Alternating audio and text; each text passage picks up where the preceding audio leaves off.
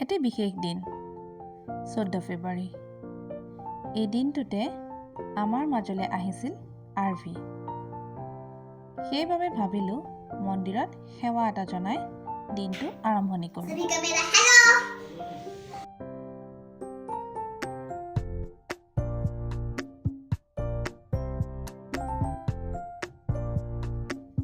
ঘৰৰ ওচৰৰ ল'ৰা ছোৱালীকেইটা মাতি আৰু আত্মীয়সকল মিলি আমি সৰুকৈ কেক এটা কাটিলোঁ।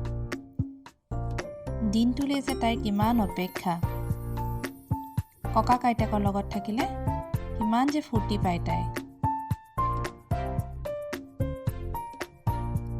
স্মৃতি হিচাপে সাঁচিবলৈ কেইখনমান ফটো উঠি ল'লোঁ। দিনটো ভালকৈ পাৰ হৈ যোৱাৰ বাবে ভগৱানক অশেষ ধন্যবাদ জ্ঞাপন কৰিলোঁ।